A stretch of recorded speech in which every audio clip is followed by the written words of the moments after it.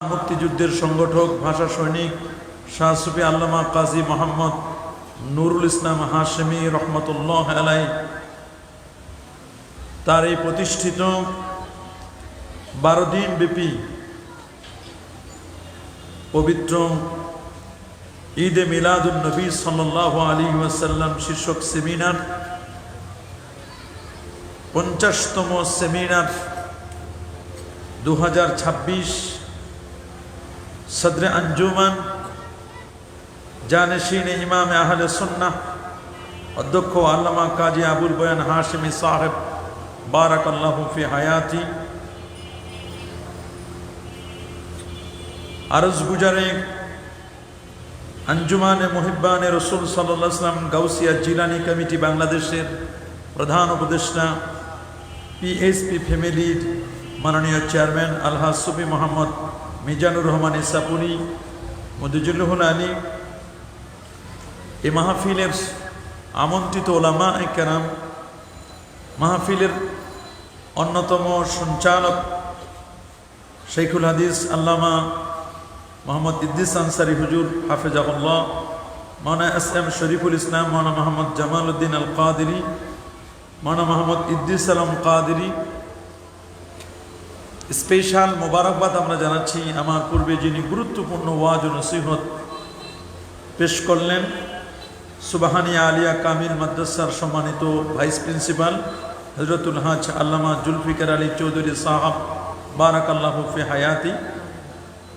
আজকের যিনি মেহমানে আলা হিসাবে আমার পরে যিনি গুরুত্বপূর্ণ তাকরীর পেশ করবেন, সুদূর করাচি পাকিস্তান থেকে যিনি শুভাগমন করেছেন বিশ্ববরণ্য ইসলামিক স্কলার হযরতুল হাজ আল্লামা ডক্টর মোহাম্মদ কাউকাব নুরানি ও কারবি মুদজিল্লুহুল আলী সহ মাওলানা মোহাম্মদ নিজামুদ্দিন আশরাফি চেয়ারম্যান মদিনা ইসলামী মিশন বাংলাদেশ সহ এই মুহূর্তে মঞ্চবিষ্ট হাজারাত ওলামা কেরাম, ফুদালায়ে ইজম, অনলাইন এবং অফলাইনে যারা আমাদের বক্তব্য শুনছেন, আপনাদের সকলকেই অন্তরের অন্তঃস্থল থেকে জ্ঞাপন করছি মোবারকবাদ, শুকুর গুজার করছি সে মহান মনিবের দরবারে যিনি আজকেরই একটি জান্নাতি পরিবেশে আলেম ওলামাদের সহবতে কোরআন এবং সুন্নাহর রিয়েল স্পিচগুলো শ্রবণ করার লক্ষ্যে এখানে আসার ও বসার সুযোগটুকু এনায়েত করলেন।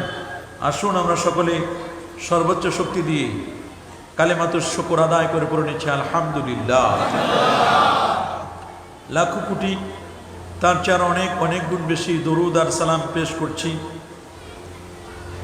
रसूल अहमद शफीउल उमाम, अल्लाह के प्यारे, उम्मत की सहारे, रब के महबूब, दाना गयूब, मकान से ला मकान, शहनशाह हासिनान, जोहरा जमाल, जिलवा सुबह, नूर जात आलम, बाइस तकबीन आलम, फ़ख्रे बनी आदम, साहिब हौज कौसर, साहिब आलम नशरा, मासूम आमिना, अहमद मुजतबा मोहम्मद मुस्तफ़ा সাল্লাল্লাহু আলাইহি ওয়াসাল্লামের উপর বিনা দরখাস্তে যে নবীর উম্মত হতে পেরেছি এবং যে নবীর শান মান সেই নবীর সাথে রিলেটেড তার মিলাদ এবং সিরাতের আলোচনা শোনার তৌফিক আতা করলেন। আসুন আমরা সকলে সর্বোচ্চ শক্তি দিয়ে আরো একটি বার কালিমাতুশ শুকর আদায় করে পড়ে নিচ্ছি আলহামদুলিল্লাহ। জোরে বলছে আল্লাহু আকবার, আরো জোরে বলছে আল্লাহু আকবার। মুআজ্জাজ হাজিরিন, আমরা পবিত্র ঈদ মিলাদুন নবী সাল্লাল্লাহু আলাইহি ওয়াসাল্লাম ইহতিফাল করছি। এটি দেখে অনেকের সহ্য হচ্ছে না, কথা বলুন। তারা সারা বছর একটি বারের জন্য সিরাতুন নবী নামে কোনো মাহফিল করে না, কিন্তু যখন রবিউল আউয়াল মাসটি আসে তখন এটির কাউন্টার হিসাবে তারা সিরাতুন নবী মাহফিল দেয়। তারপরে আলহামদুলিল্লাহ আমরা আমাদের সাথে কারো কোনো দুশ্মনী নেই, যেই নবীর সিরাত সেই নবীর তো মিলাদ, কথা বলুন, যেই নবীর মিলাদ সেই নবীর কি তবে কথা হলো রবিউল আউয়াল মাসের ডিমান্ড, এর চাহিদা হচ্ছে মিলাদুন নবী, সিরাতুন নবী। তো প্রতিটি সেকেন্ড, প্রতিটি মিনিট, প্রতিটি হারাকাত, উঠতে বসতে শুইতে ঘুমাতে যখনই যাব, নবীর সিরাত ছাড়া তো একটি সেকেন্ড একজন আশিক রাসূল কল্পনাই করতে পারে না। তবে আগে হচ্ছে মিলাদ, তারপর হচ্ছে সিরাত। বলুন আগে কি, তারপর হচ্ছে কি? আগে জন্ম, তারপর হচ্ছে তার আদর্শ। জন্ম না হলে আপনি আদর্শ পাবেন কেমনে? এই জন্য ঈদে মিলাদুন নবী সাল্লাল্লাহু আলাইহি সাল্লাম আমরা উদযাপন করছি। ওনারা সিরাতের নামে কত কিছু করছেন, আলহামদুলিল্লাহ, কোনো আপত্তি নাই। তবে আপনাদের সিরাত যেই দলিলে জায়েজ, আমাদের পবিত্র ঈদে মিলাদুন নবী সাল্লাল্লাহু আলাইহি সাল্লাম একই দলিলে জায়েজ। কথা বলুন। তবে তারা এরকম উচ্চবাচ্য করবে, এটার বিরোধিতা করবে, কারণ এটা তো নতুন কিছু না। রান্না ইবলিস আরবা রান্নাতিন, ইমাম মুজাহিদ আল বাহিল রহমতুল্লাহ আলাইহি সহিহ সনদে বর্ণনা করেছেন। উলামায়ে কেরাম বলছেন রাওয়ায়াতগুলো একেবারে সাকা। আর রওজুল উনুফ কিতাবের মধ্যেও এসেছে যে ইবলিস জীবনে 4 বার চিৎকার করেছিল, ক্ষোভে, দুঃখে, ভারাক্রান্ত হৃদয়ে। কয়বার? ইয়াউমা লুয়েনা, যেদিন সে অভিশপ্ত হয়েছিল, মারদুদ হয়েছিল। ওয়াহিনা উহবিতা ইলাল আরদ, যখন ইবলিসকে জমিনে ফেলে দেওয়া হলো, জমিনে বলা হলো তুমি জমিনে ছড়িয়ে পড়ো। এই 2 বার। তৃতীয়বারটি ছিল লাইলাতা মাউলিদিল মুস্তাফা সাল্লাল্লাহু আলাইহি ওয়াসাল্লাম, আমার নবীর জন্ম যখন হয়েছিল, মিলাদ যখন হয়েছিল, তখন ইবলিস কিন্তু চিৎকার করেছিল। ইবলিস যেহেতু ক্ষোভে চিৎকার করেছিল, সেই চিৎকারের সাথে অনেকেই এখন চিৎকার করছে। এটা তো নতুন কিছু না, এটা ইবলিসের চিৎকারটাকে আরো সাপোর্ট করছে। কথা বলুন, জোরে বলুন। আমরা যারা আশিকে রাসূল, নবীরকে মহব্বত করি, ভালোবাসি, আমরা মুনকারাত মুক্ত, বিদআতে সাইয়্যা মুক্ত। আমরা পবিত্র ঈদে মিলাদুন নবী সাল্লাল্লাহু আলাইহি ওয়াসাল্লাম এটি আমরা উদযাপন করি। এটি নিয়ে আমরা কখনো বাড়াবাড়ি করি না। এটিকে আমরা মুস্তাহাসান, মুস্তাহাব, জায়েজ, এটিকে আমরা আমাদের নাজাতের উসিলা মনে করি। এটিকে আমরা মুস্তাকিল কোনো ইবাদত মনে করি না। এটি মুস্তাকিল কোনো ইবাদত নয়, বরং এটি ইবাদতের সহায়ক। সুবহানাল্লাহ বলেন, বলেন এটি ইবাদতের কি? সহায়ক। তো যেহেতু আমাদের সময় কম, আমি নির্ধারিত বিষয়ে কথা বলবো।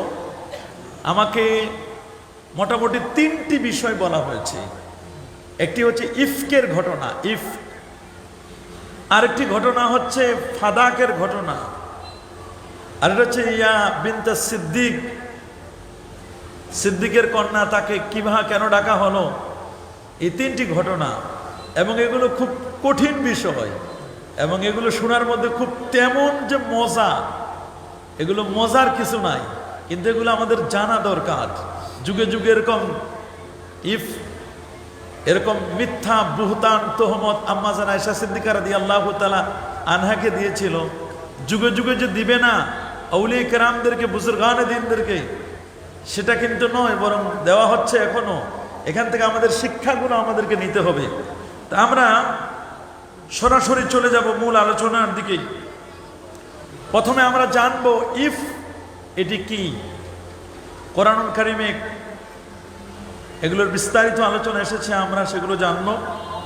খুব ভালো করে শুনবেন। কারো চরিত্র নিয়ে জঘন্যতম মিথ্যাচার করাকে বলা হয় ইফ। কারো ক্যারেক্টারিস্টিক, কারো চরিত্রকে কেন্দ্র করে জঘন্যতম মিথ্যা, এরকম রিউমার ছড়িয়ে দেওয়া, এটাকে বলা হয় কি? ইফ। কি বলা হয়? ইফ। ইসলামের শরীয়তে এর যে শাস্তি, এটা জঘন্যতম শাস্তি রয়েছে, কঠোর শাস্তি। কেউ যদি 4 জন সাক্ষী দিতে ব্যর্থ হয়, কারো ব্যাপারে কোনো মিথ্যা তহমত দিবে, অপবাদ দিবে, 4 জন সাক্ষী নিয়ে আসবে না, তাহলে ইসলাম বলে দিয়েছে, ইসলামী বিধিবদ্ধ আইন যেটি বলছে, তাকে 80টি বেত্রাঘাত করা হবে। কয়টি? জোরে বলুন, কয়টি? 80টি বেত্রাঘাত করা হবে। এবং ওই লোকটি যতদিন পৃথিবীতে বেঁচে থাকবে ততদিন পর্যন্ত মৃত্যু অবধি তার কোনো স্টেটমেন্ট, তার কোনো সাক্ষী কোনো আদালতে এটা অ্যাকসেপ্টেবল হবে না, এটি গ্রহণযোগ্য হবে না। বড় কঠিন বিষয়। ইসলামের ইতিহাসে এমন একটি ইন্টারেস্টিং ঘটনা ঘটেছিল আম্মা জান আয়েশা রাদিয়াল্লাহু তাআলা আনহার লাইফ স্টাইলে, তার জীবনে, তার বায়োগ্রাফি আমরা যদি স্ক্যানিং করে দেখি যে আম্মা জান আয়েশা সিদ্দিকা রাদিয়াল্লাহু তাআলা আনহার জীবনে এরকম এফকের এই ঘটনাটি, এটি ছিল বেশ একটা ইন্টারেস্টিং একটি ঘটনা। এটি জানার জন্য আমরা বলছি যে কেন জানতে হবে, এবং আল্লাহ পাকের পক্ষ থেকে তাকে যে আল্লাহ তাআলা সেভ করেছেন এবং আল্লাহ তাআলা তার পবিত্রতার ব্যাপারে যে ঘোষণা দিয়েছেন, সেটি আজকে আমরা জানবো ইনশাআল্লাহ। বলেন, তার ব্যাপারে মদিনায় যে জঘন্য ফলস রিউমার ছড়ানো হয়েছিল, এটা মিথ্যা একটি, কি বলবো এটাকে, মিথ্যা একটা রিউমার, অপবাদ। একটা আমাদের সমাজে এরকম রিউমার ছড়ানো হয় না? তো এইরকম একটা ফলস রুমার ছড়ানো হয়েছিল। সেই ফলস বা রিউমার ছড়ানো এই যে বিষয়টি, এটিকে কেন্দ্র করে মূলত আজকে আমাদের এই আলোচনা। যে কারণে আমাদের এই আলোচনাটা বোঝার জন্য, এই আলোচনাটিকে উপলব্ধি করবার জন্য আমাদেরকে যে বিষয়টি জানতে হবে সেটি হচ্ছে যে আম্মা জান আয়েশা সিদ্দিকা রাদিয়াল্লাহু তাআলা আনহা, তিনি ছিলেন এমন আল্লাহ সুবহানাহু ওয়া তাআলা যাকে নিজেই সালাম দিয়েছিলেন। সুবহানাল্লাহ। আল্লাহ সুবহানাহু ওয়া তাআলা আম্মা জান আয়েশা সিদ্দিকা রাদিয়াল্লাহু তাআলা আনহাকে সালাম দিয়েছিলেন। আল্লাহু আকবার বলেন। আল্লাহ পাক রব্বুল আলামিন যাকে সালাম দিয়েছিলেন, সেই বিষয়টি সে আম্মা জান আয়েশা সিদ্দিকা রাদিয়াল্লাহু তাআলা আনহা, যার বিয়েটি ঠিক করেছিলেন স্বয়ং জিবরিল আমিন। সুবহানাল্লাহ বলেন, আল্লাহু আকবার বলেন। যার বিয়ে ঠিক করেছিলেন স্বয়ং কে? জিবরিল আমিন। মধ্যস্থতা করেছিলেন জিবরিল আমিন। রব্বুল আলামিন চয়েস করেছিলেন যে আম্মা জান আয়েশা সিদ্দিকা রাদিয়াল্লাহু তাআলা আনহার বিয়েটি, এবং সেই আম্মা জান আয়েশা সিদ্দিকা রাদিয়াল্লাহু তাআলা আনহাকে বিয়ে করেছিলেন রাহমাতুল লিল আলামিন। আল্লাহু আকবার বলেন। সেই আম্মা জান আয়েশা সিদ্দিকা রাদিয়াল্লাহু তাআলা আনহার চরিত্রে ফলস একটা রুমার ছড়ানো হবে, একটা মিথ্যা অপবাদ ছড়ানো হবে, এটি কখনো মেনে নেওয়া যায়? যারা বলেন এটা কখনো মেনে নেওয়া, এটি কখনো মেনে নেওয়া যায় না। এটি আমাদেরকে ভালো করে মনে রাখতে হবে যে এটি কখনো মেনে নেওয়া যায় না। সে কারণে আল্লাহ সুবহানাহু ওয়া তাআলা পবিত্র কোরআনুল কারীমের সূরাতুন নূরের 11 থেকে 26তম আয়াত, কত? 11 থেকে 26তম আয়াতে কারিমা, 11 থেকে 26। আপনি চিন্তা করে দেখেন, এই 11 থেকে 26 এই প্রায় 20টির মতো 15 থেকে 15টি আয়াত, 11 থেকে কত?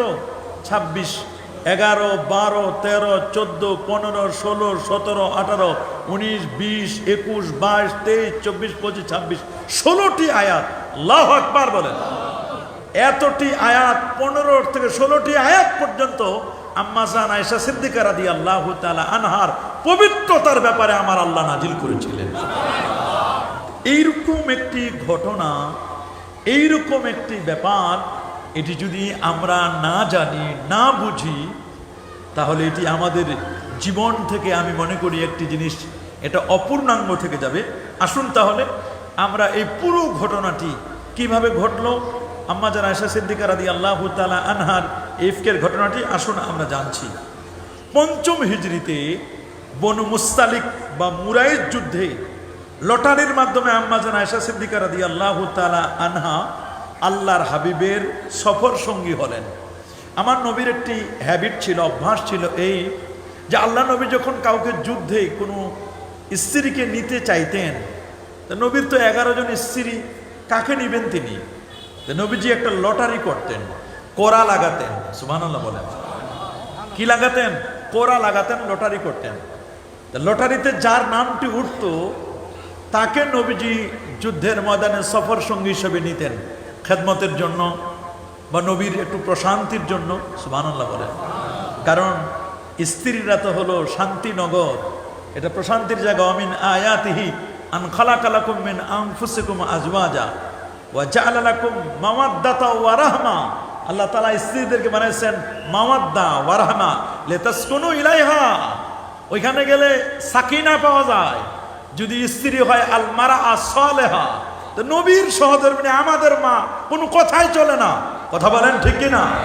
সেই প্যারা নবী রাসূল করিম সাল্লাল্লাহু আলাইহি ওয়াসাল্লাম তিনি যখন লটারি করলেন, লটারি এখন আবার মনে করবেন তাহলে হুজুর লটারি জায়েজ। ওই লটারি আর এই লটারি কিন্তু এক নয়, এটা মনে রাখবেন। 10 টাকার টিকিট কেটে 10 লক্ষ টাকা পাবেন, 30 লক্ষ টাকা পাইবেন, এই লটারি নয় কিন্তু, মনে রাখবেন। এটা কাকে নিবেন সবার সমান অধিকার আছে, সবার সমান অধিকার আছে। সেই সমান অধিকার, কারো অধিকার যেন লঙ্ঘন না হয়, সেই বিষয়টিকে কেন্দ্র করে রাসূল আকরাম সাল্লাল্লাহু আলাইহি ওয়াসাল্লাম সবাইকে পালাক্রমে নিতেন। আল্লাহর হাবিব সাল্লাল্লাহু আলাইহি ওয়াসাল্লাম তিনি যখন লটারি করলেন, নামটি উঠে আসলো আম্মা জান আয়েশা সিদ্দিকা রাদিয়াল্লাহু তাআলা আনহার। কার নামটা উঠে আসলো? জোরে বলেন না, কার নাম? মা আয়েশা সিদ্দিকা রাদিয়াল্লাহু তাআলার নামটা উঠে আসলো। কিন্তু আল্লাহর হাবিবের সহধর্মিণী যার বাবা ছিলেন হযরত আবু বকর সিদ্দিক রাদিয়াল্লাহু তাআলা আনহু, যার ব্যাপারে বলা হয়েছে ইন্না আফদালান নাস বাদা আম্বিয়া আল্লাহ আবু বকর। নবীদের পরে যদি কোনো ভালো মানুষ থাকে, সেই ভালো মানুষটি হচ্ছেন আবু বকর। আপনি গোটা পৃথিবীর মানুষের আমলনামা যদি একটি পাল্লায় দেওয়া হয়, আর হিজরতের রাতের গারে সাওরের 1 রাতের আমলনামা যদি, সিদ্দিক আকবরের 1 রাতের আমলনামা যদি আরেকটি পাল্লায় দেওয়া হয়, নবী ছাড়া যত ওলি গাউস কুতুব আছে, সিদ্দিক আকবরের আমলের পাল্লাটি ভারী হয়ে যাবে। তার কন্যা নবীর সাথে বনু মুস্তালিকার যুদ্ধে যাবেন তিনি। নিয়ম হলো যুদ্ধে গেলে স্বামীকে খুশি করার জন্য তিনি তো একটু সাজাপালা করবেন, একটু অর্নামেন্টসের প্রয়োজন হবে। নবীর স্ত্রী ইচ্ছে করলে তো গোটা স্বর্ণগুলো কিনে দিতে পারতেন, কিন্তু একটা স্বর্ণের নেকলেস পর্যন্ত ছিল না, একটা চেন ছিল না। আল্লাহু আকবার। তার বোন আসমা বিনতে আবি বকর, আবু বকর রাদিয়াল্লাহু তাআলা আনহুর আরেক কন্যা হযরত আসমা, তার কাছে গিয়ে বললেন, বোন রে, নবীর সাথে আমি জিহাদের ময়দানে যাব, বনু মুস্তালিকার যুদ্ধে যাব রে বোন, তোমার নেকলেসটা আমাকে একটু দাও, তোমার নেকলেসটা আমাকে একটু, তোমার নেকলেসটা আমাকে একটু দাও। এই নেকলেসটি ছিল ইয়ামানের পুতির তৈরি, ইয়ামানের পুতি, ইয়ামানের পুতির তৈরি। ইয়ামান, রাসূল বলেছেন আল ঈমান ইয়ামানিয়া। আল্লাহু আকবার বলেন। ঈমান হচ্ছে ইয়ামানে। বলেন ঈমান কি? ইয়ামানে ঈমান থাকার জায়গা। আমার রাসূল দোয়া করেছেন, আল্লাহুম্মা বারিক লানা ফি শামিনা ওয়া ফি ইয়ামানিনা। আল্লাহ তুমি শামের জন্য বরকত দান করো, ইয়ামানের জন্য বরকত দাও। একজন তো দাঁড়ায় গিয়ে বললেন, ইয়া রাসূলুল্লাহ, আপনি নজদের জন্য একটু দোয়া করেন। নবী কিন্তু নজদের জন্য দোয়া করেন নাই। কোশ্চিন হলো, ইয়ামানের জিনিসের এত দাম কেন? শামের জন্য নবীজি দোয়া করলেন, শাম সিরিয়া, এটার জন্য দোয়া করলেন। শামে একটি বর্ণনা আসছে প্রায় 70,000 নবীর আগমন হয়েছিল শাম দেশে। কতজন? কিন্তু ইয়ামানে কোনো নবী আসেন নাই। কেন? নবী বারাকাতের জন্য দোয়া করলেন। প্রশ্ন হলো কেন কেন কেন?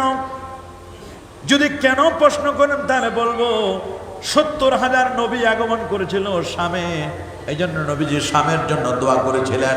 ইয়ামানে কোনো নবী আসে নাই, তবে ইয়ামানে এমন একজন আশিক রাসূল ছিল যার নাম ওয়াইসাল কারানি। এই জন্য ওয়াইসাল কারানি রাদিয়াল্লাহু তাআলার কারণে আমার নবী ইয়ামানবাসীদের জন্য দোয়া করেছিলেন। এক আশিক রাসূলের কারণে নবীজির দোয়া। নবীজি সালাম বলেছিলেন এবং বলেছিলেন আমার উম্মতের জন্য আমার ওয়াইসাল কারানিকে দোয়া করতে বলবে। নবীজি আশিকের জন্য দোয়া করতে, নবীজি আশিককে বলেছিলেন আমার সালাম রে আবু রে ওমর রে আলী, তোমরা দুজনে আমার সালাম আমার আশিকের কাছে পৌঁছে দিবে আর আমার উম্মতের জন্য দোয়া করবে। নবী নসদের জন্য দোয়া করলেন না, কারণ নসদের থেকে ইয়াতলু কারনুশ শয়তান, শয়তানের সিংহ যাবে। ওয়াজ জালাজিল ওয়াল ফিতান, জালজালা হবে, ফিতনা ফাসাদ হবে। ওই জায়গায় এমন একদল নজদি আলেম বের হবে যারা ইয়ামানের আশিক রাসূল ওর বিরোধিতা করবে, এবং নজদিয়েরা যারা আশিক রাসূলদের বিরোধিতা করে, আশিক রাসূলদের বিরোধিতা করে, নবীদের বিরোধিতা করে, নবীদেরকে মাসুম মনে করে না, হায়াতুন নবী মনে করে না, নবীদের ব্যাপারে বাজে মন্তব্য করে, আশিক রাসূলদের ব্যাপারে বাজে মন্তব্য করে।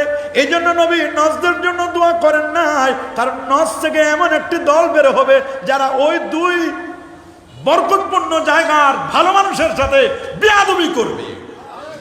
কথা বলেন ঠিক কিনা? এই জন্য আমরা দেখতে পাচ্ছি আজকের পৃথিবীতে নজদি আলেম যারা, তারা নবীদের বিরোধিতা করেন। কথা বলেন ঠিক কিনা? ওলিয়া উলিয়াদের বিরোধিতা করে, আশিক রাসূলদের বিরোধিতা করে, করে কি করে না? অবশ্যই তারা করে। আম্মা জান আয়েশা সিদ্দিকা রাদিয়াল্লাহু তাআলা আনহা, তিনি যখন আমার রাসূলের সঙ্গী ৫ম হিজরি বনু মুস্তালিকের যুদ্ধে যখন সঙ্গী হলেন, কিছুদিন আগে পর্দার বিধান, আয়াতুল হিজাব, পর্দার বিধান নাজিল হলো। কিসের বিধান? জোরে বলুন, কিসের বিধান? পর্দার বিধান কিছুদিন আগে নাজিল হয়েছে, অল্প কয়েকদিন হলো। পর্দার বিধান যখন নাজিল হলো, রাসূল আকরাম সাল্লাল্লাহু আলাইহি ওয়াসাল্লাম আম্মা জান আয়েশা সিদ্দিকা রাদিয়াল্লাহু তাআলা আনহার জন্য আলাদা একটা উট রেডি করলেন। সেখানে একটি হাউদাজ পালকির মতো সুন্দর করে প্রস্তুত করলেন, যাতে করে চতুর্দিকে কাভার্ড করে দেওয়া যায়, ঢেকে দেওয়া যায়। ঢেকে দিয়ে পর্দার মধ্যে সেফ জোনে, সেফটি অ্যান্ড সিকিউরিটির জন্য একটি হাউদাজ সুন্দর করে একটি পালকিতে তিনি যেন অবস্থান করেন, পর্দার যেন খেলাপ না হয়, সফরেও যেন পর্দার খেলাপ না হয়। আল্লাহু আকবার বলেন। মূলত এই যুদ্ধের মধ্যেই মুসলমানরা যেমন গিয়েছিল, এই যুদ্ধের সাথে মদিনার মুনাফিক সর্দার, মুনাফিকদের হেডমাস্টার আব্দুল্লাহ ইবনে উবাই ইবনে সালুল, বলুন আব্দুল্লাহ ইবনে উবাই ইবনে সালুল, এই খবিস লোকটি, এই মুনাফিক, এটা মুনাফিকদের হেডমাস্টার ছিল। সে কিন্তু আগে উহুদের যুদ্ধে তার সঙ্গী সাথীদেরকে নিয়ে প্রায় ৩ থেকে ৩৫০ মানুষকে নিয়ে ভেগে চলে এসেছিল, পলায়ন করে এসেছিল ভয়। আর জানে যে এই বনু মুস্তালিকের যুদ্ধে এখানে গেলে অনেক সম্পদ পাওয়া যাবে, এটা খুব কাছে, জেদ্দার একটি খুব কাছের জায়গা। এইরকম একটি জায়গায় সে ওয়ার বুটিস, যুদ্ধলব্ধ সম্পদের লোভে মূলত এই মুনাফিকটা অংশগ্রহণ করেছিল বনু মুস্তালিকের যুদ্ধে। ফেরার পথে এক জায়গায় পানি সংগ্রহ করতে গিয়ে আনসার এবং মুহাজির সাহাবীদের মধ্যে একটু ঝগড়া লাগলো, মুশাজারা। কি লাগলো? মুশাজারা, একটু বিবাদ হলো পানি সংগ্রহ করাকে কেন্দ্র করে। এক পর্যায়ে আনসার যারা ছিল, সাহায্যকারী মুহাজিরদের সাথে একটু কটু কথা হলো। রাসূল আকরাম সাল্লাল্লাহু আলাইহি ওয়াসাল্লাম তিনি একটু কষ্ট পেলেন। মুনাফিক সর্দার এই সুযোগে আনসারদেরকে উস্কে দিয়ে স্পর্ধা দেখায়, আনসারদেরকে উস্কে দিল, তোমরা যাদেরকে জায়গা দিলে, সম্পদ দিলে, নিজের 2 জন বউ থাকলে একটি বউ তোমরা তাদেরকে দিয়ে দিয়েছ তালাক দিয়ে, আজকে আনসাররা তোমাদের সাথে এইরকম বিরূপ আচরণ করছে। পরিস্থিতি কঠিন হয়ে গেল। মুনাফিক সর্দার ও হালে পানি পেয়ে গেল। হালে পানি পেয়ে গেলে আনসারদেরকে এমনভাবে উস্কে দিতে লাগলো, পরিস্থিতি যেন খারাপ না হয়।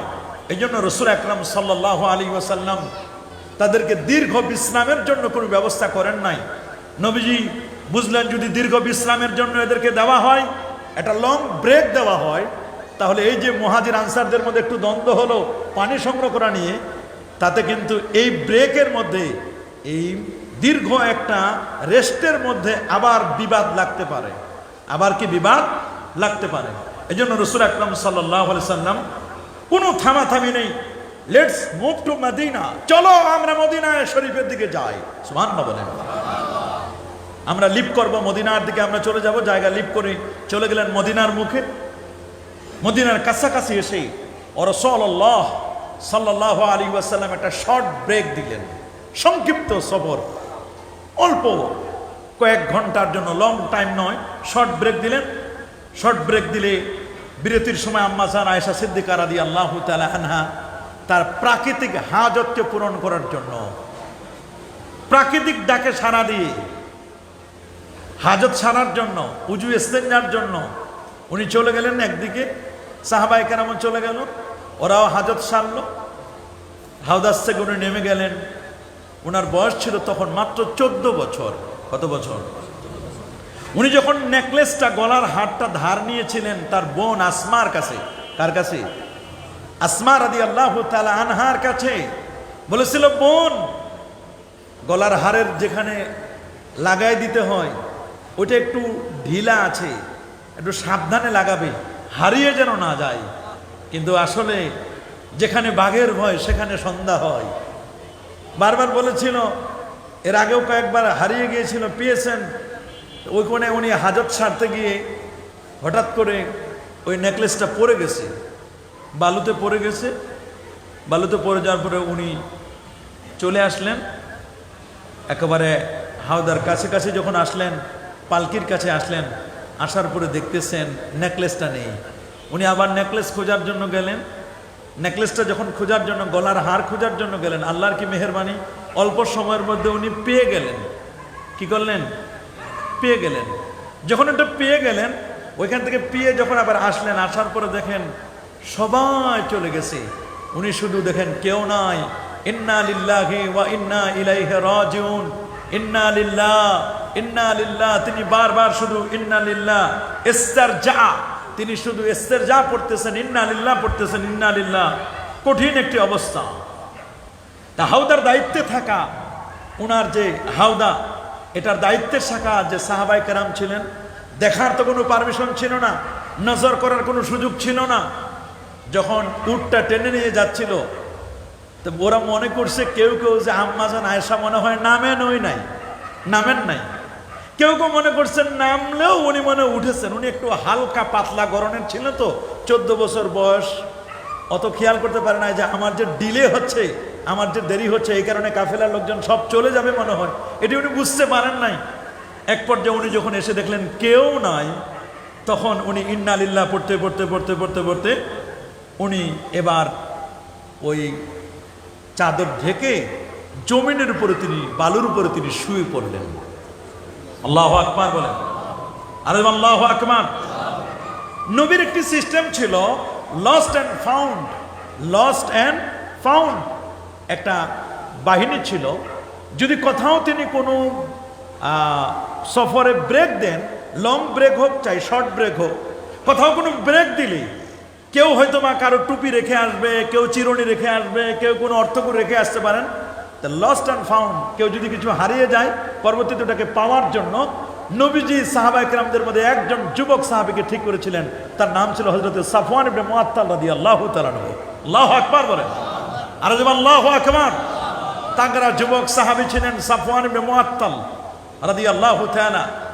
ওনাকে প্যারা নবী রাসূল করিম সাল্লাল্লাহু আলাইহি ওয়াসাল্লাম পাঠাই দিলেন, যাও, কোনো আমরা লস্ট করেছি না কিনা, এটা যদি তোমরা পাও তাহলে সেগুলো ফেলে আসলাম কিনা, এই ফেলে আসা জিনিসগুলো তোমরা সঙ্গ করে নিয়ে আসবে। তো হযরতে সাফওয়ান ইবনে মুআত্তাল রাদিয়াল্লাহু তাআলা আনহু তিনি চলে গেলেন। সেখানে যাওয়ার পরে দেখলেন সব কিছু ওকে, কোনো কিছু সমস্যা নাই, শুধু কালো বরকা পরা একেবারে হালকা পাতলা গরনের একজন শুধু বালির উপরে শুয়ে আছেন। উনি মুখটা দেখেই চিনে ফেলেছেন, কারণ পর্দার বিধান নাজিল হওয়ার আগে একবার ওনাকে দেখেছিলেন।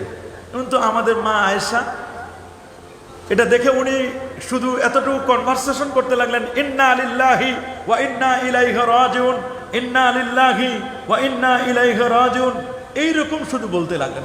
শুধু বারবার ইন্না লিল্লাহ বলতেছেন, শুধু বারবার কি বলতেছেন? ইন্না লিল্লাহি ওয়া ইন্না ইলাইহি রাজিউন। তিনি বারবার শুধু এমনটি বলতেছেন। আম্মা জান আয়েশা সিদ্দিকা রাদিয়াল্লাহু তাআলা আনহা তিনিও ইন্না লিল্লাহ পড়তেছেন। এক পর্যায়ে উনি পুরো চেহারাটা, ওনার ওড়না যেটা ছিল খিমার, এই খিমার দিয়ে পুরো চেহারাটা আম্মা জান আয়েশা সিদ্দিকা রাদিয়াল্লাহু তাআলার চেহারাটা ঢেকে নিলেন। সুবহানাল্লাহ বলেন, আল্লাহু আকবার বলেন। আমি সরাসরি হাদিস থেকে বলছি, সহিহুল বুখারীর 4141 নম্বর হাদিস। আল্লাহু আকবার বলেন। এটা কিতাবুল মাগাজি থেকে লম্বা হাদিস এসেছে। ইসলামিক ফাউন্ডেশন নাম্বার আপনি মিলাইতে পারবেন, অ্যাবসেন্ট নাম্বার 4041 হাদিস নম্বর কত? 41। আম্মা জান আয়েশা সিদ্দিকা রাদিয়াল্লাহু তাআলা আনহা দ্রুত নিজেকে চাদরে ঢেকে নেন। তাদের দুজনের মধ্যে আর কোনো কনভারসেশন হয়নি। সাফওয়ান রাদিয়াল্লাহু তাআলা নিজের উটটি বসিয়ে দিলেন, আম্মা জান তাতে উঠেন। সাফওয়ান নিজে উটের রশি ধরে, সাফওয়ান মুআত্তাল রাদিয়াল্লাহু তাআলা নিজে উটের রশি ধরে ধরে আম্মা জান আয়েশা হাওদার ভিতরে ঢুকলেন।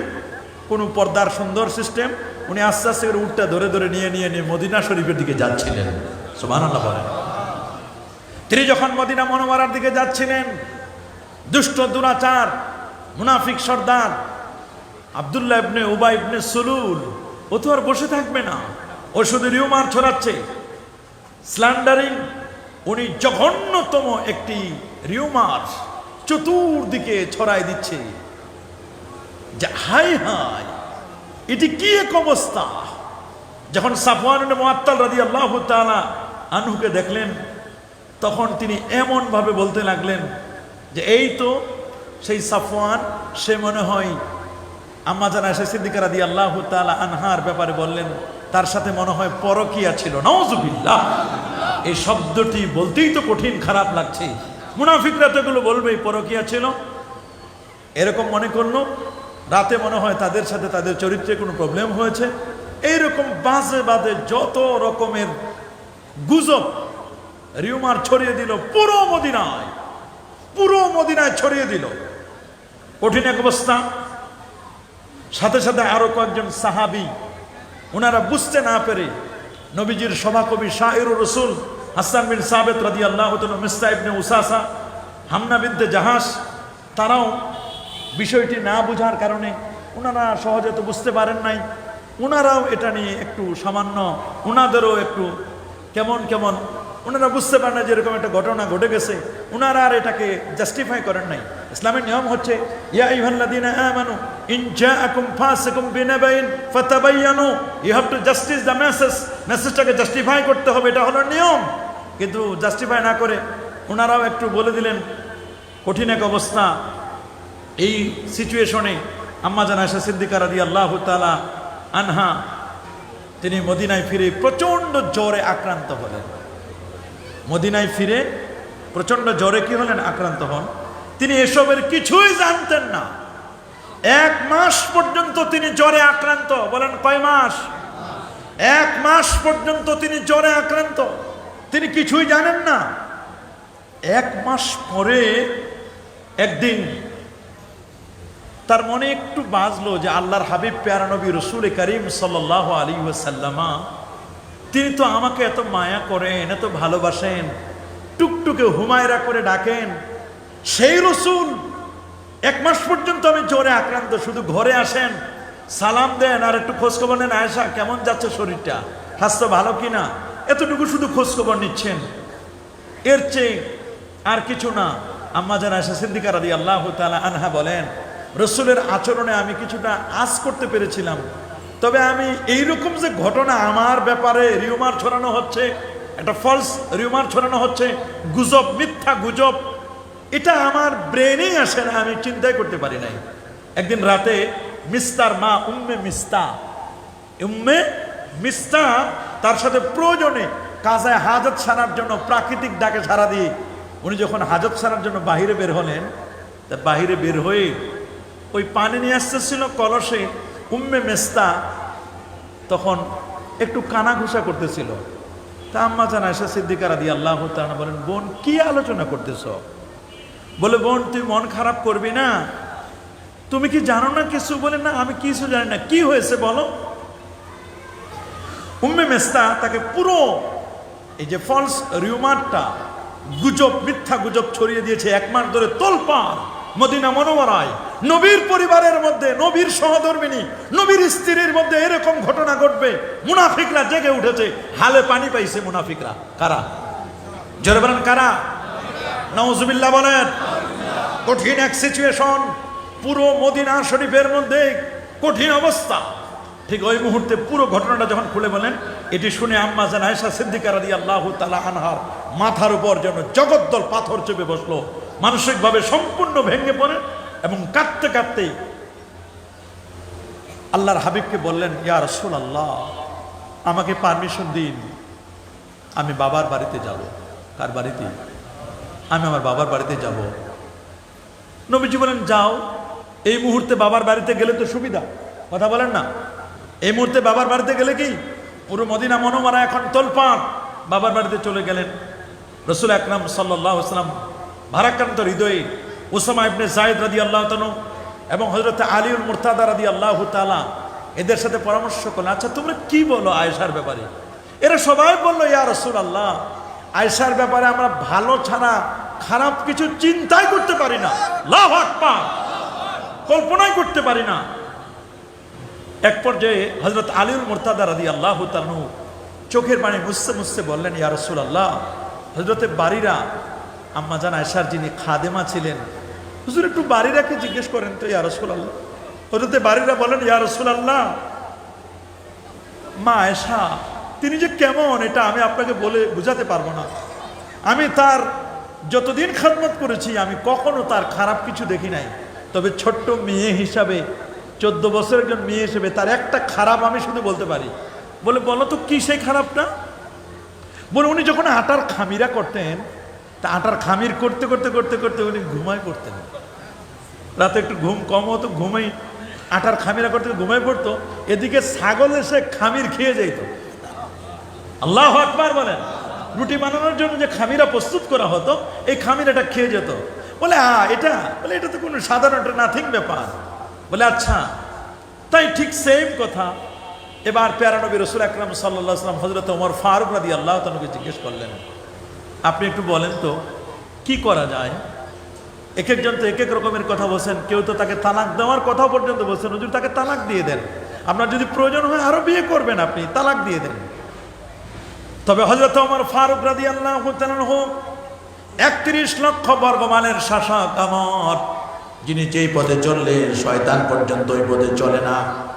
2500 কিলোমিটার দূর পর্যন্ত যিনি কলমের চক্ষু দিয়ে দেখতে পারেন, সেই ওমর। রাসূল বলেছেন, লাউ কানা বাদি নাবিয়্যুন লাকানা ওমর, আমার পরে যদি নবী হওয়ার যদি কোনো অপশন বাকি থাকতো রে, সে অপশনটি চুজ করতে হযরতে ওমর রাদিয়াল্লাহু তাআলা আনহু, জান্নাতি সাহাবী। আল্লাহু আকবার। আসাদুহুম ফি আমরিল্লাহ ওমর। তিনি বলেন, ইয়া রাসূলুল্লাহ, আপনি কিভাবে তাকে তালাক দেওয়ার চিন্তা করছেন? কে আপনাকে এরকম পরামর্শ দিচ্ছে? হুজুর আমি আপনাকে রিকোয়েস্ট, হাম্বল রিকোয়েস্ট করছি হুজুর আপনাকে, ইয়া রাসূলুল্লাহ আপনি আমাকে মাফ করবেন হুজুর, আমার মনে হয় তালাক দেওয়া যাবে না। কেন? বলে, এই বিয়েটা বন্দোবস্ত আল্লাহ পছন্দ করেছেন।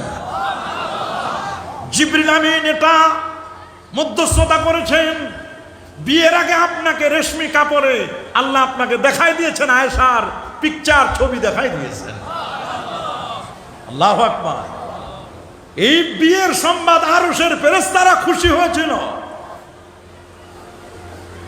পছন্দ করেছেন রব্বুল আলামিন।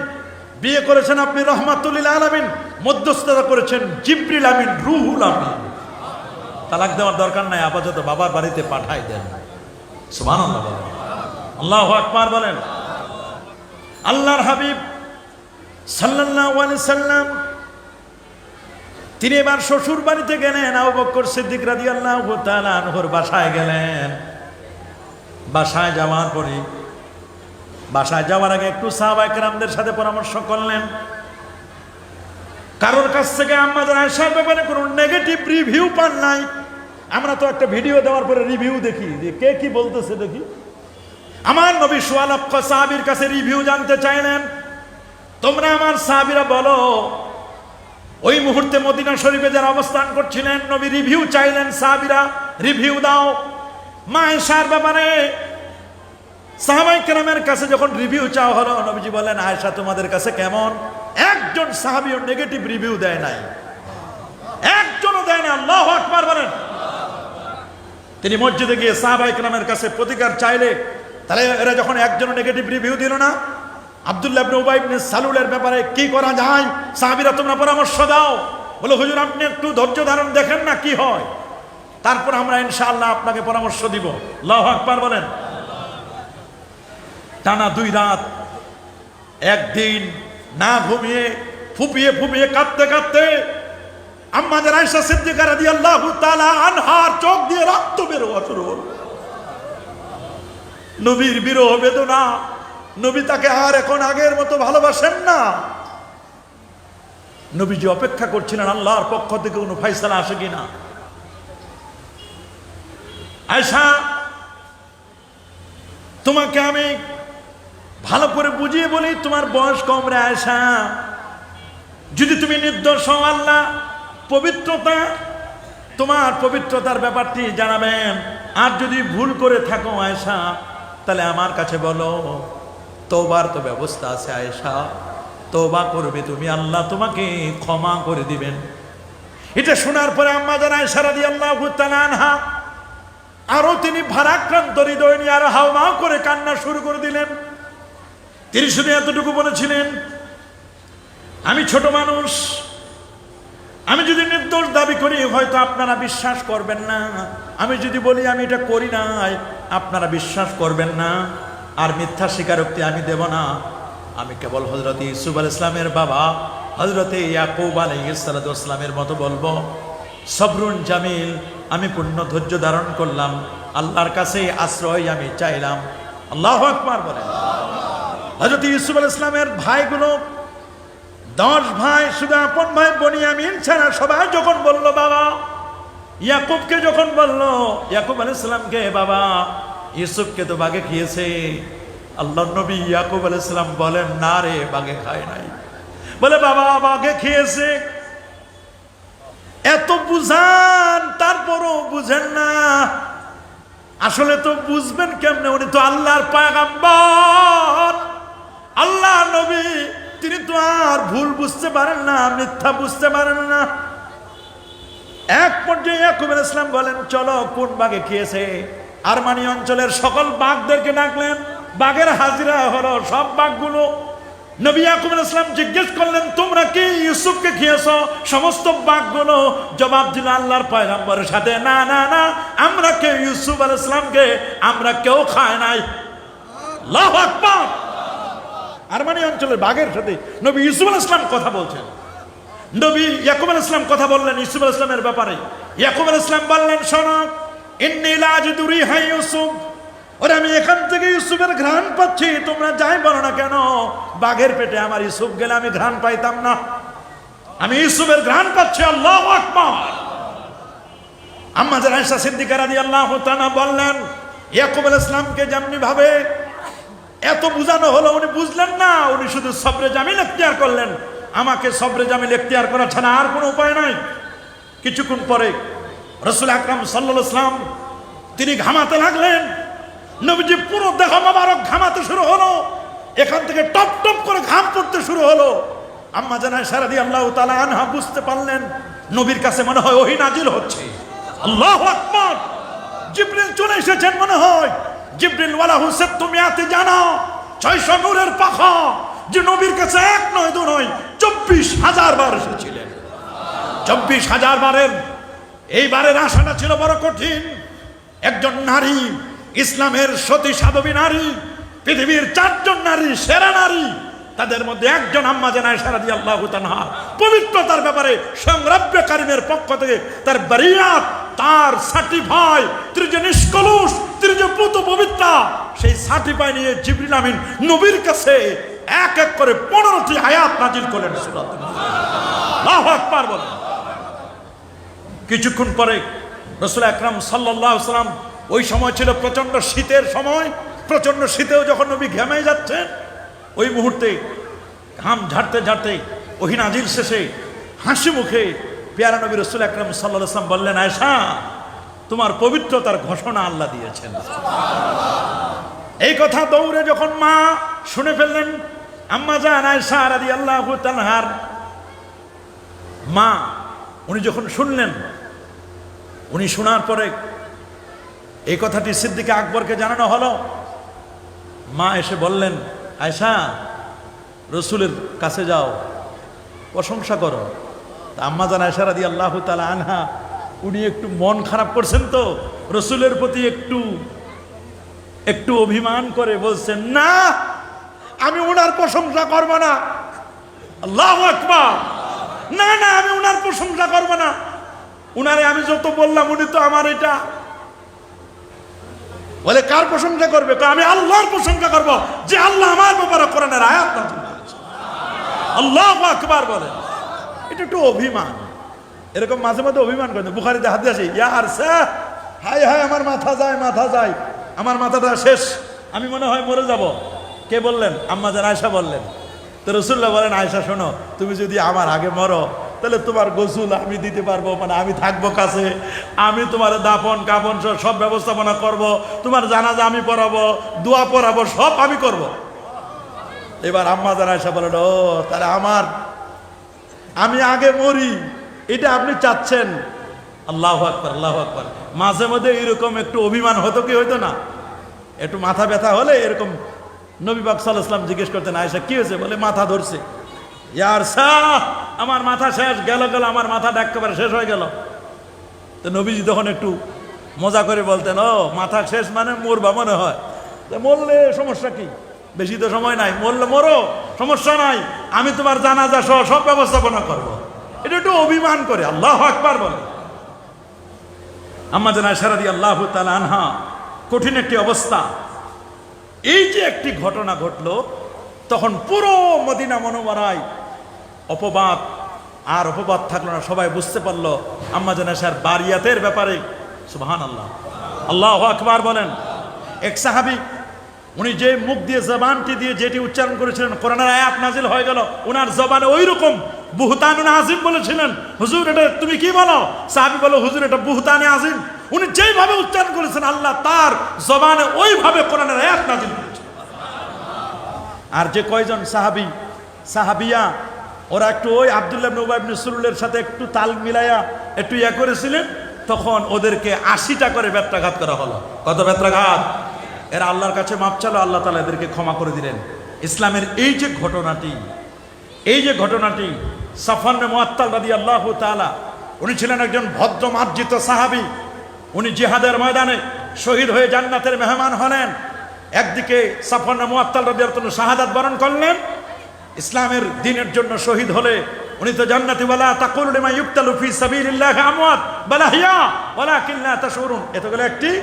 আর এদিকে আম্মা জান আয়েশার পবিত্রতার ঘোষণা, এদেরকে শাস্তি দেওয়া হলো। পুরা মদিনা মুনাওয়ারা এখন শান্ত। আল্লাহু আকবার বলেন।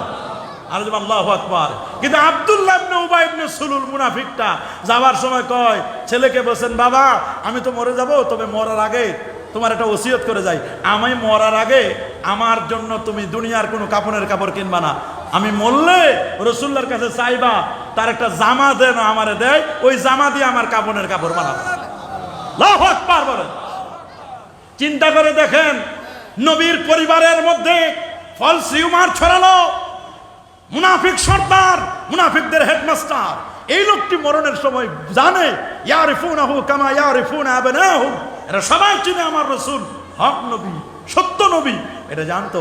বলল ছেলেকে ওসিয়ত করে, বলল, ছেলে সাহাবী ছিল, বলল, বাবা আমার জানাজা কেউ যেন না পড়ে, শুধু আল্লাহর নবীর ইমামতিতে আমার জানাজা হবে। তো এই মুনাফিকটা মারা গেল, আসছে নবীর কাছে, হুজুর একটা জামা দেন। তা আল্লাহ নবী, দয়ার নবী, মায়ার নবী, সব ভুলে গেছেন নবীজি, নিজের জুব্বা মোবারকটা খুলে দিলেন। উনি জুব্বাটা নিয়ে কাপড় দিয়ে পেঁচাইয়া মাটির নিচে, বালুর নিচে পুঁতে রাখছেন। নবী চিন্তা করলেন, যেহেতু মারা গেছে তো জানাজা আসবে, অপেক্ষা করছেন, আসর শেষ। নবীজি জিজ্ঞেস করেন, কই তোমার বাবার লাশ কই? বলে, হুজুর কি করবেন? বলে, ওর জানাজা পড়বো না। উনি আবার মাটি থেকে লাশ উঠাইছেন। ইমাম বুখারী বাব আনছেন হালিউন আব্বাসুল কবর, হালিনা বাসন মাইয়ে তুমি নাল কবর, কবর থেকে লাশ উঠানো যাবে? লাশ বালু থেকে পুঁতে রাখছিল, ওইখান থেকে উঠাইয়া গোসল করায়া নবীর ওই জামা পরায়া লাশ খাটিয়া নিয়ে আসছে। রাসূলুল্লাহ বলেন চলো জানাজায় যাব। হযরত ওমর বলেন হুজুর কিসের জানাজা? আল্লাহু আকবার। বলে কিসের জানাজা হুজুর? বলে ওই যে মারা গেছে আব্দুল্লাহ ইবনে উবাই ইবনে সুলুল।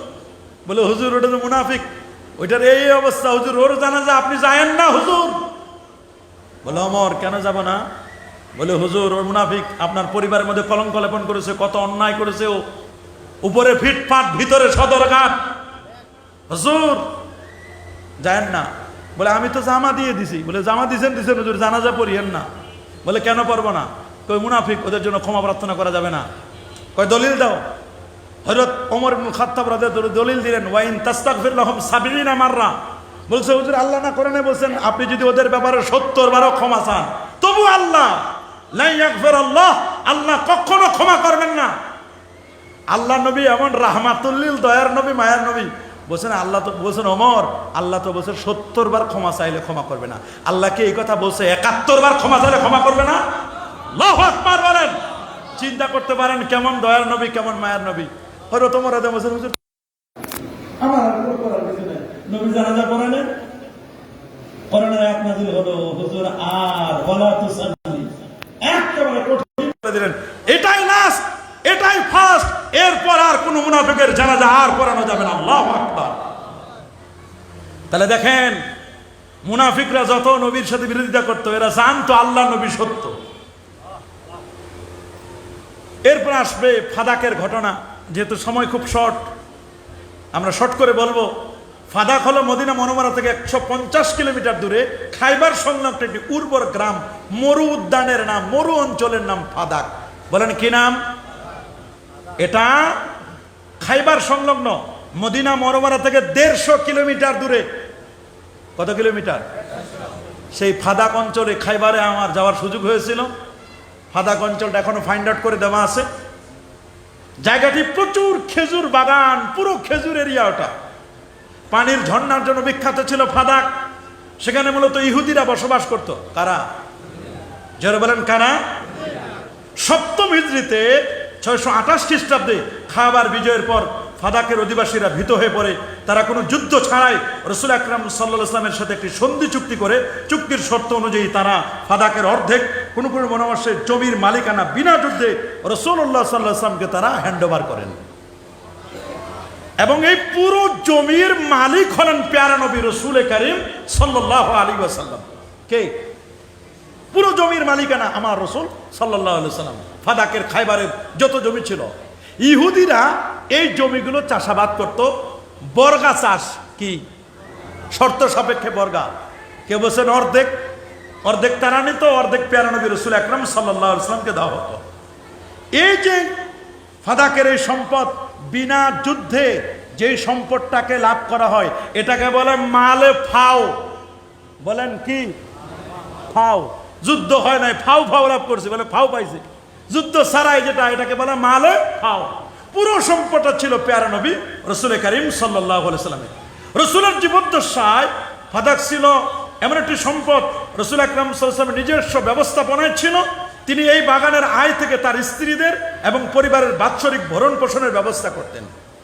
এই সম্পদ থেকে, খাইবারের এই জমি জমা থেকে যে খেজুর হতো, তারপরে জব হতো, সবগুলো এটা দিয়ে তার পরিবার চলতো। আল্লাহু আকবার বলেন। পরিবারের প্রয়োজন মেটানোর পরে যে উদ্ধৃত থাকতো, তা তিনি দরিদ্র, এতিম, মুসাফিরদের জন্য, দুস্থ, অনাথ, এদেরকে তিনি হেল্প করতেন, এদেরকে তিনি সাহায্য করতেন। এবং অস্ত্র, মুজাহিদদের জন্য অস্ত্র কেনার জন্য, ঘোড়া ক্রয়ের কাজে, জনকল্যাণমূলক মাসালেহুল মুরসালা, জনকল্যাণমূলক কাজে ব্যয় করা হতো। আল্লাহু আকবার বলেন। আল্লাহ নবী যখন ইন্তেকাল করলেন, নবীর ইন্তেকালের পরে মুসলিম উম্মাহর প্রথম খলিফা হিসেবে দায়িত্ব পালন করলেন হযরতে আবু বকর সিদ্দিক রাদিয়াল্লাহু তাআলা। কে? সিদ্দিকে আকবর রাদিয়াল্লাহু তাআলা। তার কাছে ওই সময় নবীর কন্যা হযরতে ফাতেমা রাদিয়াল্লাহু তাআলা আসলেন। এসে বলেন, আমার আব্বার খাইবারের ফাদাক অঞ্চলের ওই জমিগুলো আমার এখন দিয়ে দেন। আমার এখন কি করেন? এদিকে হযরতে আব্দুল্লাহ ইবনে আব্বাস রাদিয়াল্লাহু তাআলা তিনিও আসলেন। এইভাবে করে যখন দাবি করলেন, হযরতে ফাতেমাতুজ জাহরা রাদিয়াল্লাহু তাআলা আনহা, তখন আবু বকর সিদ্দিক রাদিয়াল্লাহু তাআলা তিনি বললেন, শোনেন, আল্লাহ নবী যেমনটি করেছেন এর বাহিরে আমি কিছুই করতে পারি না। নবীরা কখনো উত্তরাধিকারী ওয়ারিসের দিয়ে যায় না, তারা ইন্নামা ওয়ারাসুল ইলমা, তারা ইলমের উত্তরাধিকারী হয়, ইলমের উত্তরাধিকারী হয়, তারা সম্পদের উত্তরাধিকারী হয় না। লাম ইউরাসু দিনারা ওয়ালা দিরহামা, দিনার দিরহামের ওয়ারিস তারা হয় না। আল্লাহু আকবার বলেন। লা নুরাসু মা তারাকনা সাদাকা। আবু বকর রাদিয়াল্লাহু আনহু স্পষ্ট করে বলেন, রাসূলুল্লাহ তার পরিবারের জন্য এই সম্পদ থেকে যতটুকু খরচ করতেন আমিও ঠিক ততটুকুই খরচ করব, এর বাহিরে এক টাকাও, একটি দিনার, একটি দিরহামও আমি বাহিরে খরচ করব না। আল্লাহর কি মেহেরবানি। আম্মা জান আয়েশা সিদ্দিকা রাদিয়াল্লাহু তাআলা উনারাও ছিলেন, ফাতিমা রাদিয়াল্লাহু তাআলা আনহা, উনি যখন বাবার সম্পদ থেকে উত্তরাধিকার সম্পদ নিতে আসলেন, সিদ্দিক আকবর তাকে এমন সুন্দর করে বুঝাই দিলেন, উনি বুঝে নিলেন, উনি আর এগুলো দাবি করেন না। 6 মাসের মাথায় তিনি দুনিয়া থেকে বিদায় হয়ে গেলেন। ফাতিমা রাদিয়াল্লাহু তাআলা বিদায় হয়ে গেলেন। পরবর্তীতে খলিফা হলেন ওমর ফারুক রাদিয়াল্লাহু তাআলা। উনার কাছে আসলেন হযরতে আলীউল মুরতাদা রাদিয়াল্লাহু তাআলা এবং হযরতে আব্দুল্লাহ ইবনে আব্বাস সহ। এরা যখন দাবি করলো, বলে যে সিদ্দিক আকবর যা করেছে, আল্লাহ নবী যা করেছে, আমি এর বাইরে কিছুই করতে পারবো না। ঠিক ওইভাবে রইল। এক পর্যায়ে এগুলো ওমর রাদিয়াল্লাহু তাআলার শাসন আমলের পর উমাইয়া এবং আব্বাসিয়ার আমল, পরবর্তী খলিফাদের যুগে ফাদাক নিয়ে বিভিন্ন নীতি গ্রহণ করা হয়। উমাইয়া খলিফা মারওয়ান এটিকে নিজের ব্যক্তিগত সম্পদ বানাইতে চেয়েছিল। বলছে রাসূলুল্লাহর সম্পদ এটা, আমি যখন এখন খলিফা তো এটা আমার ব্যক্তিগত সম্পদ। অথচ রাসূল হাদিস বলে দিয়েছেন, ইজা উত্তুখিজাল ফাইউ দুওয়ালা ওয়াল আমানাতু মাগনামা ওয়াজ যাকাতু মাগরামা তাওয়াল্লি মালা গায়রিদ্দিন আতা রাজুল ইমরাতাহু ওয়া কাউমাহু ওয়া আদনা সাদিকা ওয়া আকসা আবা। এরকম লম্বা হাদিস রাসূল বলে দিয়েছেন। রাষ্ট্রীয় সম্পদ কুক্ষিগত নিজের জন্য করা যাবে না। কি বলেন, যাবে নাকি? করা যাবে না। এক পর্যায়ে এটিকে যখন খলিফা ন্যায়পরায়ণ, যাকে পঞ্চম খলিফা ওমর ইবনে আব্দুল আজিজ রহমাতুল্লাহ আলাইহি, তিনি যখন আসলেন মালিক, তিনি যখন আবার খলিফা হলেন, তিনি আবার এটাকে ফেরত দিলেন এবং এটাকে রাষ্ট্রীয় সম্পদ হিসাবে হযরতে রাসূল আকরাম সাল্লাল্লাহু আলাইহি ওয়াসাল্লাম যেভাবে খাদমতের আঞ্জাম দিয়েছিলেন, পরবর্তীতে হযরতে আবু বকর সিদ্দিক রাদিয়াল্লাহু তাআলা এবং পরবর্তীতে হযরতে আপনার ওমর রাদিয়াল্লাহু তাআলা, ওসমান জিন্নুরাইন সহ এইভাবে সাহাবায়ে কেরাম খোলাফায়ে রাশেদা যেভাবে করেছিলেন, ওমর ইবনে আব্দুল আজিজ রহমাতুল্লাহ আলাইহি তিনি সেম টু সেম এটা তিনি বাইতুল মালে এটাই লিখে দিলেন। সুবহানাল্লাহ বলেন। এই যে বিশাল একটি ঘটনা, এই ঘটনাটি একটি বিশাল ঘটনা। তো এই গেল দুইটা ঘটনা। একটা হচ্ছে সকল সাহাবীরা এরা সিদ্দিক ছিলেন, আর আয়েশা রাদিয়াল্লাহু তাআলা আনহাকে বিনতে সিদ্দিক বলার কি তাৎপর্য ছিল? সকল সাহাবীর সত্যতা এবং সিদ্দিকিয়াতের দলিল হচ্ছে কোরআন বলছে, ওয়াল্লাযীনা আমানু বিল্লাহি ওয়া রাসূলিহি, সুবহানাল্লাহ বলেন, ওয়াল্লাযীনা আমানু বিল্লাহি ওয়া রাসূলিহি উলাইকা হুমুস সিদ্দিকুন। যারা আল্লাহ এবং তার রাসূলের প্রতি ঈমান আছে তারা তাদের রবের কাছে সিদ্দিক, সত্যনিষ্ঠ। এটি সূরাতুল হাদিদের ৫৭তম সূরার ১৯ নম্বর আয়াতে আল্লাহ পাক রব্বুল আলামিন জানান দিচ্ছেন। আর আবু বকর সিদ্দিক রাদিয়াল্লাহু তাআলা তিনি তো সিদ্দিক, তিনি মেরাজের ঘটনাকে বিশ্বাস করেছিলেন এবং যেটি বুখারী শরীফের ৩৬৭৫ নম্বর হাদিসের মধ্যে সে রাসূলের খাদেম আনাস বিন মালিক রাদিয়াল্লাহু তাআলা তিনি বর্ণনা করেছেন, আল্লাহর হাবিব সয়দা উহুদান, নবী যখন উহুদের পাহাড়ে উঠলেন, ওয়া আবু বকরিন ওয়া ওমর ওয়া ওসমানা ফারাজাফা বিহিম, তাদেরকে নিয়ে উহুদ থরথর করে কাঁপতে লাগলো। যখন উহুদের পাহাড় থরথর করে কাঁপতে লাগলো, ফাকালা, আল্লাহ নবী তখন বললেন, উসবুত ইয়া উহুদ, রে উহুদ কেঁপো না, থরথর করে তোমার মধ্যে ভূমিকম্প চলেছে, তুমি কাঁপবে না, তুমি স্থির হও। ফাইন্নামা আলাইকা নবী, হে উহুদ পাহাড় শোনো, তোমার উপর একজন নবী আছে। শুধু নবী নয়, নবীদের নবী, রাসূলদের রাসূল তোমার উপরে আছেন। আল্লাহু আকবার বলেন। ওয়া সিদ্দিকুন, একজন সিদ্দিক আছে। ওয়া শাহিদান, দুইজন শহীদ আছে, ওমর এবং আলী দুজন শহীদ। সুবহানাল্লাহ রাদিয়াল্লাহু তাআলা। আর একজন আছে সিদ্দিক। সুবহানাল্লাহ। একজন নবী তো আমার নবী। এটা দ্বারা বোঝা যায় রাসূল আকরাম সাল্লাল্লাহু আলাইহি ওয়াসাল্লাম আবু বকর রাদিয়াল্লাহু তাআলা নিজেই সিদ্দিক বলেছিলেন। আর আয়েশা রাদিয়াল্লাহু তাআলা আনহাকে সম্বোধন করে বলতেন, বুখারীর বর্ণনা এটিও আসছে ৪৭৫০, ইয়া বিনতাস সিদ্দিক, আর তিনি যেহেতু সিদ্দিকের কন্যা ছিলেন, এই জন্য তাকে ইয়া বিনতা সিদ্দিক বলা হতো। হে সিদ্দিকের কন্যা, এই এক দৃষ্টিকোণ থেকে সিদ্দিকের কন্যা, চরম সত্যবাদীর কন্যা, উনি কোনোদিন মিথ্যাবাদী হবে না। আরেক দিকটি ছিল, যেহেতু সেই এফকের ঘটনায় তাকে নিয়ে রুমার ছড়ানো হয়েছিল, ফলস রুমার ছড়ানো হয়েছিল, একটা গুজব ছড়িয়ে দেওয়া হয়েছিল, ওই গুজবকে প্রতিহত করার জন্য প্যারা নবী রসুল করিম সাল্লাল্লাহু আলাইহি সাল্লাম তাকে দুই দিক থেকে ইঙ্গিত করে বলতেন, তোমার চেয়ে চরম সত্যবাদী নারী আর পৃথিবীতে খুব কমই আছে। তুমি মিথ্যা বলো নাই, মিথ্যা বলো নাই। তোমাকে যারা তহমত দিতে চেয়েছিল, আমার আল্লাহ তোমার সত্যবাদিতার উপর, আল্লাহ তাআলা তোমার বারিয়াতের উপর, তোমার সেফটি অ্যান্ড সিকিউরিটির উপর, তোমার রিউমারকে ফলস প্রমাণ করে আমার আল্লাহ তোমার সত্যবাদিতার প্রমাণ আল্লাহ 15টি আয়াত নাজিল করেছিলেন। এই 15টি আয়াতকে কেন্দ্র করে, ইফকের ঘটনাকে কেন্দ্র করে, এই জন্য আল্লাহর হাবিব প্যারা নবী রসুল করিম সাল্লাল্লাহু আলাইহি সাল্লাম তাকে ইয়া বিনতা সিদ্দিক বলে তাকে ডাকতেন। আল্লাহু আকবার বলেন। এই যে 3টি ঘটনা আমরা যে জানলাম, ইফকের অপবাদের সময় পুরো মদিনা যখন আলোড়িত, তখন আসমান থেকে আম্মা জান আয়েশা রাদিয়াল্লাহু তাআলা আনহার সত্যবাদিতার সাক্ষ্য নাজিল হলো। সুবহানাল্লাহ বলেন। এই দুনিয়ার কোনো মানুষ, তাদের কোনো কথায় নয়, আসমান থেকে তার সত্যবাদিতার কথা যখন 15টি আয়াত আল্লাহ নাজিল করলেন, তিনি কেবল জন্মসূত্রে সিদ্দিকের কন্যা নন, বরং আল্লাহ কর্তৃক ঘোষিত সিদ্দিকা, ইয়া বিনতে সিদ্দিক, মানে সিদ্দিকা বিনতে সিদ্দিক। সুবহানাল্লাহ বলেন। আয়েশা সিদ্দিকা বলা হয়, তাকে কি বলা হয়? আয়েশা সিদ্দিকা, সিদ্দিকা বিনতে সিদ্দিক। এটা কিন্তু যেন কথা নয়, সিদ্দিকা বিনতে সিদ্দিক, সিদ্দিকের কন্যা সিদ্দিকা। যার সিদ্দিকা, যার সত্যবাদিতার ঘোষণা আসছে কোন জায়গা থেকে? ওই সময় হযরত ওমর ইবনে খাত্তাব রাদিয়াল্লাহু তাআলা আনহু, তিনি যে বলেছিলেন হুজুর তাকে তালাক দিবেন না, বাবার বাড়িতে পাঠায় দেন, এই বিয়ের বন্দোবস্ত করেছেন কে? আল্লাহু আকবার বলেন। সিদ্দিক আকবরের পর এক খলিফা হলেন হযরত ওমর ইবনে খাত্তাব রাদিয়াল্লাহু তাআলা আনহু। ওনার যখন জীবন সায়ান্নে 10 বছর 6 মাস রাষ্ট্রপ্রধান ছিলেন, উনি যখন বিদায় নেবেন, তার ছেলে আব্দুল্লাহকে ডেকে বলে, আমার ছেলে আব্দুল্লাহ, আমি বুঝতে পারতেছি আমি মনে হয় আর পৃথিবীতে বাঁচবো না। এ আব্দুল্লাহ শোনা, আল্লাহর হাবিবের কদমের পাশে হযরতে আবু বকর সিদ্দিক রাদিয়াল্লাহু তাআলা আনহু জায়গা পেয়েছে। আমার এমন কোনো আমল নাই, আমার এমন কোনো ভালো কাজ নাই, আল্লাহর হাবিবের কাছে থাকবো এটা আবেদন করব। এই বিয়াদবি আমি করতে পারবো না, তবে একটা বিয়াদবি আমি এতটুকু করতে পারবো, আমি এতটুকু অধিকার রাখি, কমপক্ষে আমি এতটুকু বলবো যে হযরতে আবু বকর সিদ্দিকের পরে যেহেতু আমি খলিফা, আমি একটু আবু বকর সিদ্দিকের কদমের পাশে একটু থাকতে চাই।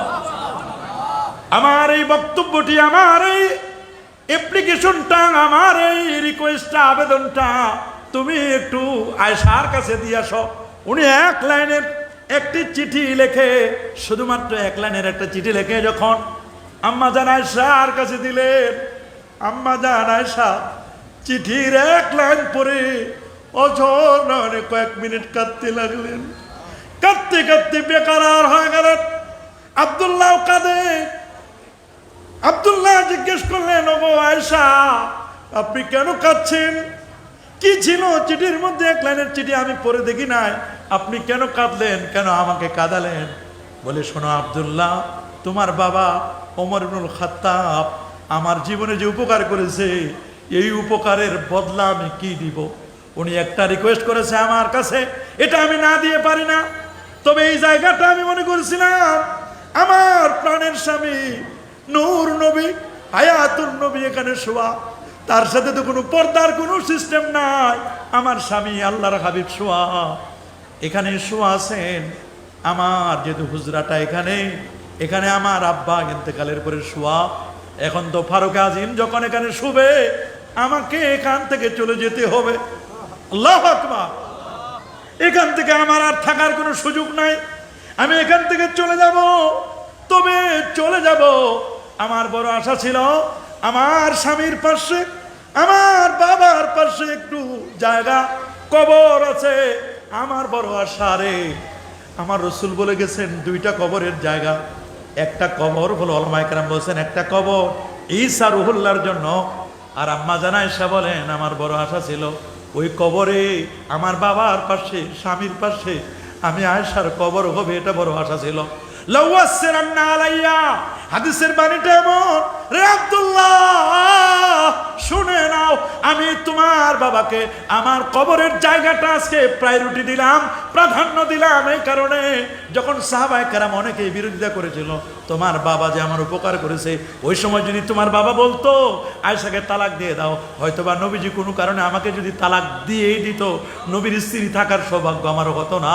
আমি কিয়ামত পর্যন্ত নবীর সহধর্মিণী উম্মাহাতুল মুমিনিন, মুমিনদের মা, এই সৌভাগ্যটা অর্জন করেছি। এটা তোমার বাবার এখানে সাপোর্ট ছিল। তোমার বাবা যে আমার এই কঠিন মুহূর্তে, বিপদের সময় আমাকে সাহায্য করেছে। মা জাযাউল ইহসান ইল্লাল ইহসান। ওরে অবদান তো স্বীকার করতে হয়, অবদানটা ভুলে গেলে চলবে না।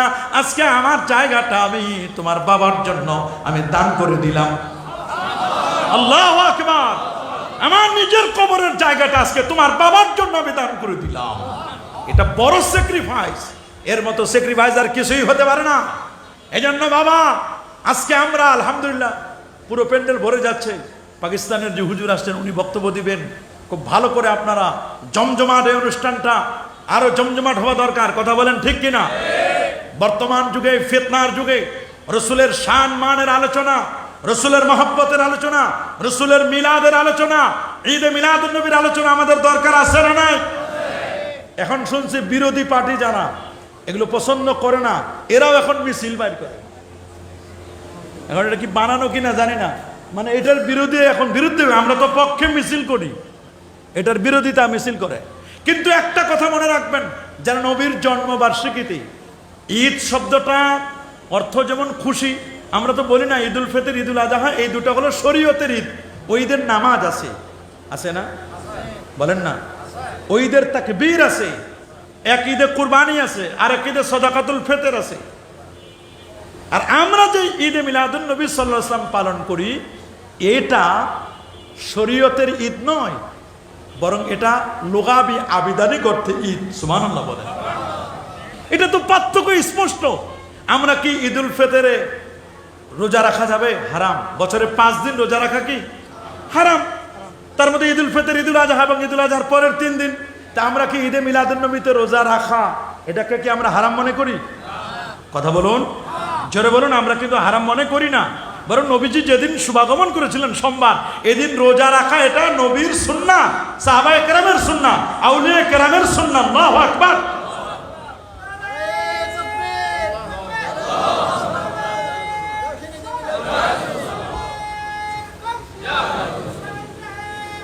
দুঃখটা হলো এখানে, ওরা সবে জানে, সবে বুঝে, তারপরও ফিতনা ছড়ায়।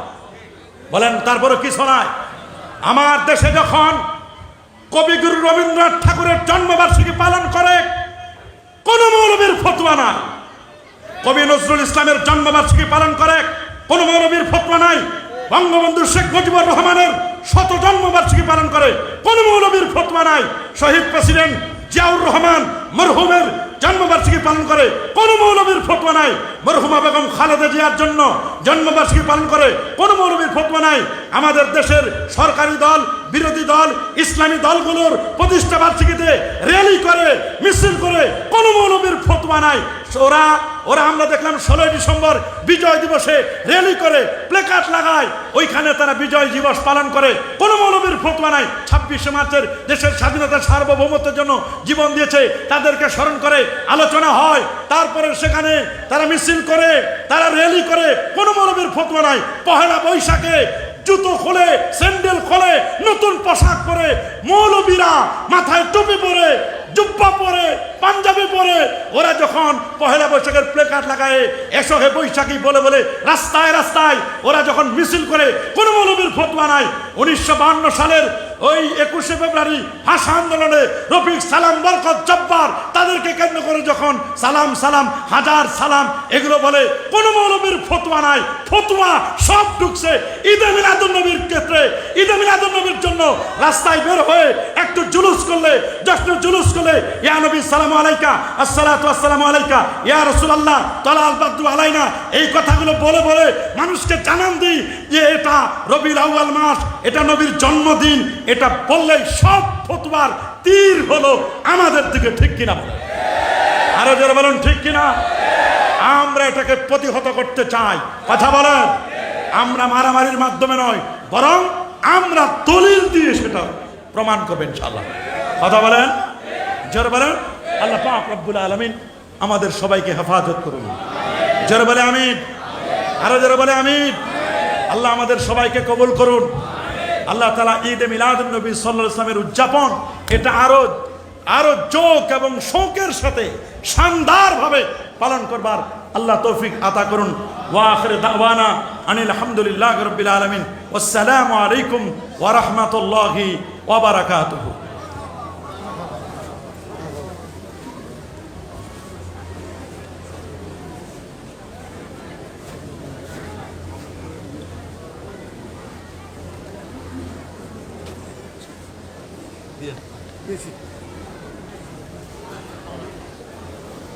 नारे तकबीर, नारे रिसालत, नारे रिसालत, बज़्म-ए मुस्तफ़ा, जश्न ईद मिलादुन नबी, जश्न ईद मिलादुन नबी, मेहमान-ए आला, मेहमान-ए आला, मेहमान-ए आला, दरबार आशमी आलिया शरीफ, अंजुमन-ए मर्दान रसूल गौसिया जिलानी कमेटी, असरानुल जामिया गौसिया जामिल मदरसा, दानशीने नाराए सुन्नत, नाराए तकबीर, नाराए रिसालत, नाराए रिसालत, जश्न ईद मिलादुन नबी, बज़्म-ए मुस्तफ़ा, मेहमान-ए आला,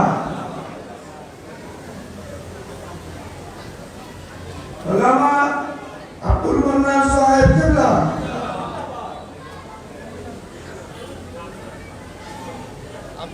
अल्लामा अब्दुल अजीज अनवारी साहिब किबला, नाराए तकबीर, नाराए रिसालत, जमात अहले सुन्नत, भारतीय आंतर्जातिक ঐতিহাসিক পবিত্র ঈদে মিলাদুন নবী সাল্লাল্লাহু তাআলা আলাইহি ওয়াসাল্লাম শীর্ষক সেমিনার।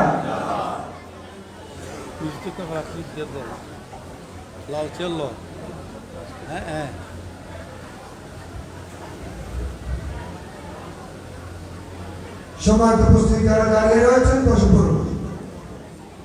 এ পর্যায়ে তকরির তদবির পেশ করছেন সুদূর পাকিস্তান করাচি থেকে আগত মেহমানে আলা, মেহমানে মুআজ্জম, বিশ্ববিখ্যাত ইসলামিক স্কলার, বরেণ্য আলিমে দ্বীন আল্লামাতুল ফাহামা ডক্টর মোহাম্মদ কওকব নুরানি গারবি মুদ্দাসিরুল আলী।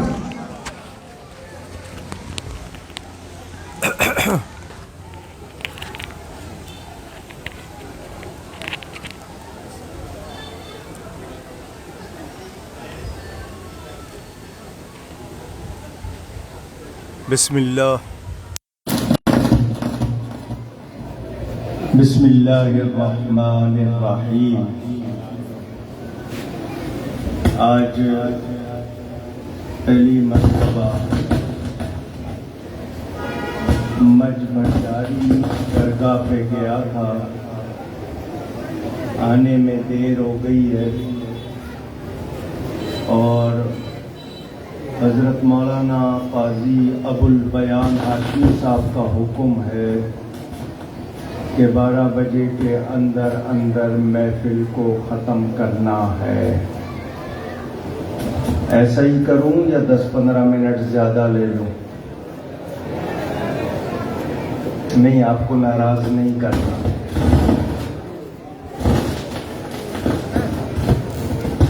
थोड़ा टाइम ज़्यादा ले लूँगा तो परेशान तो नहीं होंगे? बड़ी मेहरबानी। माशाअल्लाह हज़रत मौलाना अब्दुल मन्नान साहब भी आज तशरीफ़ लाए। बहुत खुशी होती है इनको देखकर। ये इस उम्र में भी पढ़ा रहे हैं, मेहनत कर रहे हैं। مولانا عبدال عزیز انوری صاحب بھی، دیگر جتنے علماء جن کو نام نہیں جانتا سب کی قدر کرتا ہوں. دیکھ لو بیٹا اچھی طرح دیکھ لو.